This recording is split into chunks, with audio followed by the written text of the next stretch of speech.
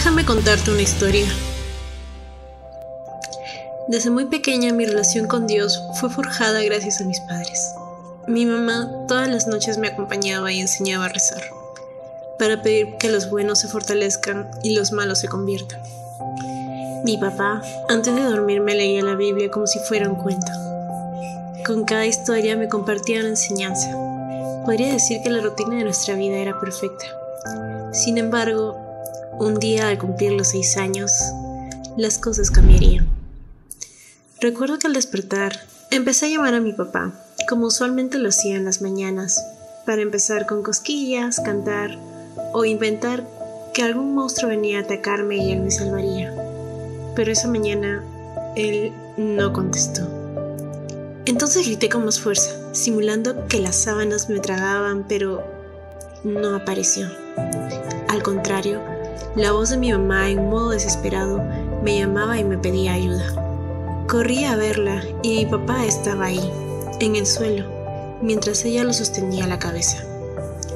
Yo no entendía nada, cuando de repente mi mamá me pidió una almohada y que llamara a mi abuela para que nos socorriera.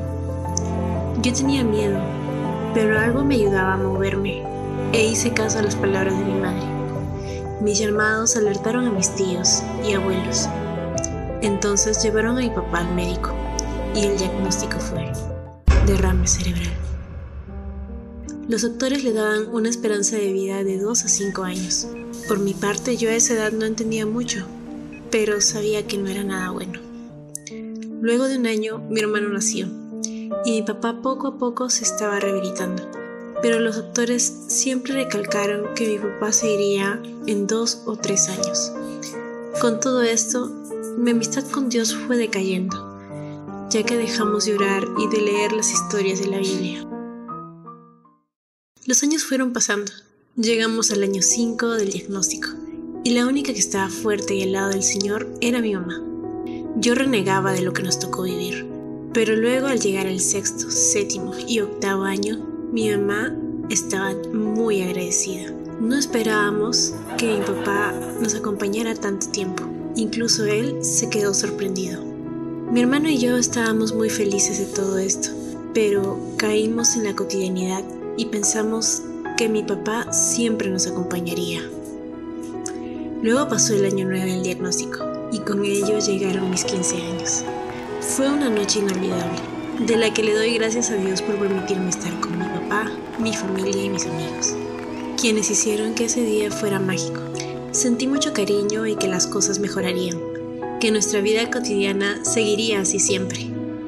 Pero de nuevo vendría una prueba más que nos agarraría desprevenidos. Un día, en una mañana soleada, todo estaba perfecto. Mi mamá puso unas nuevas cortinas que iluminaban de una manera hermosa la sala. Yo alistaba la mesa mientras mi hermano se sentaba cerca de la PC para poner su programa favorito. Mi papá, por su parte, entró a la ducha y mi mamá hacía el desayuno. De repente, cuando todo ya estaba listo, escuchamos cómo el agua de la ducha empezó a empozarse. Mi mamá llamó a mi papá, pero él no contestaba. Inmediatamente fui a buscar la llave del baño.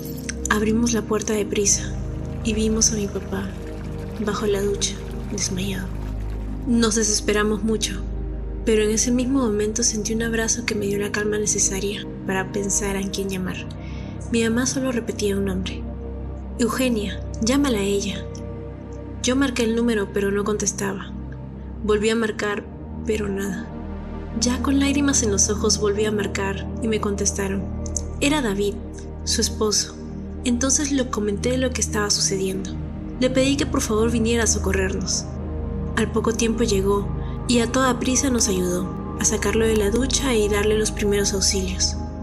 Pero mi papá no reaccionaba. Entonces comenzaron a vestirlo.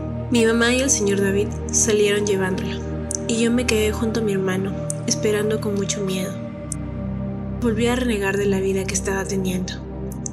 Sí, fui muy injusta con mi reacción, y muy tristes los pensamientos que tuve, pero a la vez sentí una pequeña esperanza, que me impulsó a querer realizar un pequeño cartel de bienvenida para cuando vuelva. Mi mamá regresó con mi abuelo, quien se ofreció a acompañarnos en estos días. Ella se acercó a mí y me dijo: solo nos queda orar.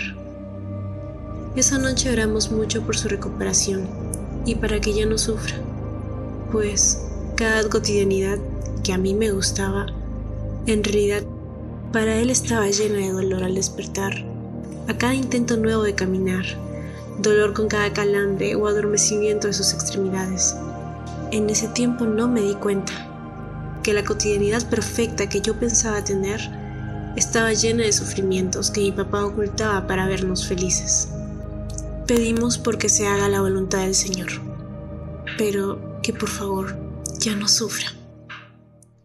A la mañana siguiente fuimos despertados por una llamada. Era mi tío, quien informó la noticia más desgarradora a mi mamá. Mi papá había fallecido. Nunca lo escuché, pero por la reacción de mi mamá supe que ese era el mensaje. Algo me sostuvo para no quebrarme hasta que ella estuviera tranquila. Esos son los momentos más tristes que recuerdo. Yo no sabía qué sentir. Mis esperanzas de una vida feliz y cotidiana se perdían. Pero siempre mi mamá trataba de guiarme de nuevo a orar, pedir por los demás y ahora también por mi papá. Era extraño, me generaba muchas dudas, entender por qué a nosotros. Pero ella, con un poco más de calma y amor, trató de guiarnos a mí y a mi hermano. Me puso en el programa de confirmación de la parroquia y empecé a conocer y encontrar personas que sonreían a pesar de muchas cosas que les ocurrían. Siempre llegaban con cariño y predispuestos a ayudar. Recuerdo que hubo una charla donde hablaron de los padres y me dio mucha nostalgia que salí corriendo a esconderme para poder llorar. A los segundos llegó un guía, Josué, quien notó mi ausencia y fue donde estaba yo y me dijo: todos pasamos por cosas duras, pero estamos aquí para apoyarnos. Está bien. La empatía de ese joven fue única y me ayudó a calmarme mucho. Pasó el tiempo y terminó el programa. Gracias a la insistencia de mi mamá, pude perseverar. Luego empezaron a buscar en qué nos gustaría servir en la iglesia. Habían distintos ministerios, pero a mí me llamó más la atención el coro, porque cantar era lo que más me gustaba hacer y era algo que también le gustaba a mi papá. Decidí, gracias a los guías y a algunos amigos que hice ahí, que ese sería el ministerio en el que participaría. Ahí empezó el camino de la evangelización por medio del canto. Poco a poco fui introduciendo a mi hermano en el ministerio, y mi mamá se sentía reconfortada por las amistades que formaba en la iglesia, por los frutos de su perseverancia, y porque no nos sentíamos solos. De hecho, no estamos solos, porque estamos para apoyarnos, y no solo eso, sino que empezamos a ser instrumentos para que más personas se sintieran acogidas como nosotros al principio. Entendí que siempre a mi lado, en los momentos más difíciles, estuvo Jesús, tratando de mantenerme fuerte y abrazándome cuando más lo necesitaba. Ahora lo siento siempre conmigo cada vez que agarro un micrófono para que Él pueda hablar a través de mí. Gracias, Señor, por nunca dejarnos solos.